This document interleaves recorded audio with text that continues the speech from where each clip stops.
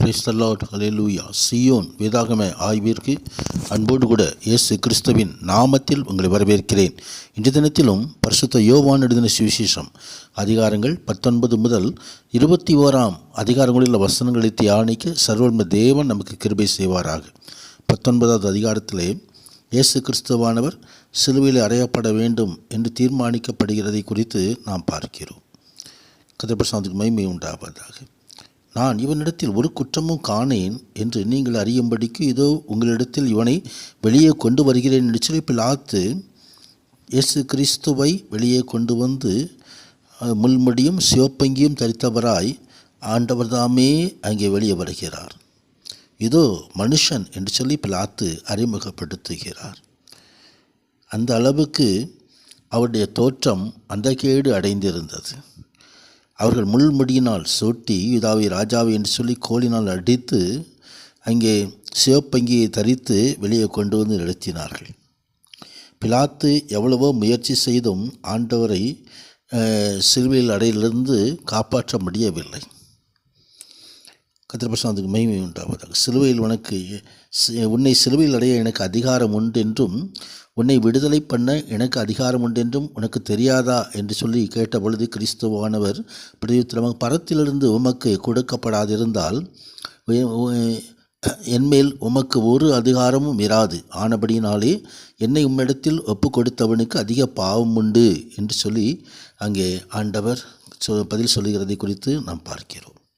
சிலுவையில் அடையும் என்று அங்கே ஜனங்கள் கூக்குரல் இட்டதினால் பிலாத்து சிலுவையில் அடையும்படி ஒப்பு கொடுக்கிற காரியத்தை நாம் இந்த பகுதியிலே வாசிக்கிறோம். கர்த்தருடைய வேண்டு அவர் தம்முடைய சிலுவையை சுமந்து கொண்டு எபிரேய பாஷையிலே கொல்கத்தா என்று சொல்லப்படுகிறதான கபாலஸ்தலம் இருக்கிற இடத்துக்கு புறப்பட்டு போனார். அங்கே அவர்களை சிலுவையில் அடைந்தார்கள். அவரோடு கூட இரண்டு பேரையும் 2 பக்கங்களிலும் இயேசுவை நடுவிலுமாக சிலுவையில் அடைந்தார்கள் என்று சொல்லி அங்கே பிலாத்து மேல் விலாசத்தை எழுதி போடுவித்ததில் நசரேயனான இயேசு கிறிஸ்து இயேசுவானவர் யூதருடைய ராஜா என்று எழுதப்பட்டிருந்தது. கர்த்தருடைய உண்மையிலேயே ராஜாதி ராஜா தான். நமக்காக சிலுவையிலே ஒரு அடிமையைப் போல கோலம் எடுத்து நமக்காக அவர் தாமே தியாகம் பண்ணின ராஜாதி ராஜா மீண்டும் அவர் நம்மை சந்திக்க வருவார். கர்த்தருடைய மகிமை உண்டாவதாக. கிறிஸ்துவானவர் தன் ஜீவனை கொடுத்திற காரியத்தை குறித்தும் அடக்கம் பண்ணின காரியத்தை குறித்தும் இங்கே இந்த அதிகாரம் தெரிவிக்கிறது. 20ஆம் அதிகாரத்திலே வாரத்தின் முதல் நாள் காலையிலே அதிக இரட்டோடே மகதலேனா மரியாள் கல்லறையிலே வந்து கல்லறை அடைத்திருந்த கல் எடுத்து போட்டிருக்க கண்டாள். கர்த்தருடைய மகிமை உண்டாவதாக. அங்கே கல்லறை வெறும் கல்லறையாக இருந்தது. அங்கே யோவானும் பேதுருவும் கூட ஓடி வந்து பார்க்கும் பொழுது அங்கே சீலைகள் கிடைக்கிறதையும் அவருடைய தலையிலிருந்து சுற்றியிருந்த சீலை அங்கே மற்ற சீலைகளோடு வைத்திராமல் தனியாக ஒரு இடத்துல சுருட்டி வைக்கப்பட்டிருக்கிறதையும் கண்டான். கர்த்தருடைய மகிமை உண்டாவதாக. ஆம், மரித்தோரிலிருந்து எழுந்திருக்க வேண்டும் என்கிற வேத வாக்கியத்தை அவர்கள் இன்னும் அறியாமல் இருந்தார்கள் என்று சொல்லி வேதவசனம் சொல்லுகிறது. இயேசு கிறிஸ்துவானர் மகதலேனா மரியாளுக்கு தரிசனமாகிறதை குறித்து பார்க்கிறோம். அழுது கொண்டிருந்த அந்த மகதலமன், ஏன் ஸ்திரீயே ஏன் அழுகிறாய் என்று சொல்லி அங்கே அழுகையின் குரல் கேட்டு வந்து தரிசனமானார். ஆம், இன்றைக்கும் அழுது கொண்டிருக்கிற ஒவ்வொருவரையும் அவர் கண்ணீரை துருத்தில் வைத்திருக்கிற தேவன், கண்ணீரை காண்கிறவர், ஆம், கண்ணீரை துடைக்கிறவர். கதாபுருஷனுக்கு மகிமை உண்டாவதாக. தமது சீஷர்களை அறைக்குள்ளே பூட்டிக் கொண்டு பயந்திருந்த சீஷர்களுக்கு அவர் தரிசனம் தருகிறார்.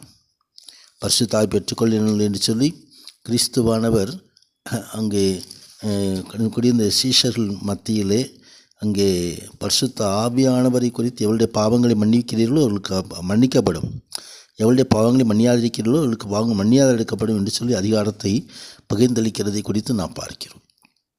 கதாபிரசாந்தம் மகிமை உண்டாவதாக.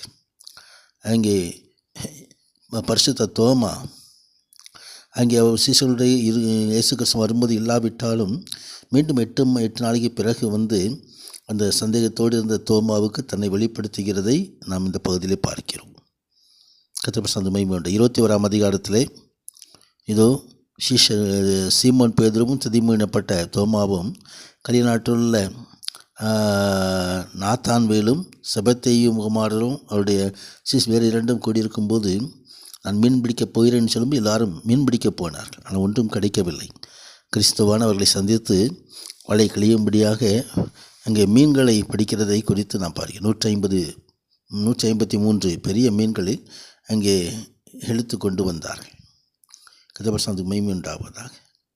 அங்கே அவர்கள் பசியாக இருந்த பொழுது கரையில் கரி நெருப்பு போடப்பட்டிருந்தது, மீன்கள் அதில் வைக்கப்பட்டிருந்தது. வாருங்கள் போஜனம் பண்ணுங்கள் என்று சொல்லி அவர்களை ஆண்டவரை கிறிஸ்துவானவர் போஷித்தார். மீண்டும் பேதுருவை, நீ எனக்கு அன்பாயிருக்கிறாயா என்று சொல்லி கேட்டு, என் ஆடுகளை மேய்ப்பாயாக என்று சொல்லி அவருடைய வசனத்திலே ஒப்புக் கொடுக்கிறதை குறித்து பார்க்கிறோம். இந்த வசனங்கள் எல்லாம் தியானிக்கும் பொழுது சர்வ தேவன் நமக்கு கிருபை செய்வாராக. அவருடைய பரிசுத்த பிரசன்னம் நம்மோடு இருப்பதாக. இதோ நான் விலகுவதும் இல்லை, உன்னை கைவிடுவதும் நேசிக்கிற நேசர் நம்மோடு இருந்து மகிமையான காரியங்களை செய்தருள்வாராக. ஆமேன், ஆமேன்.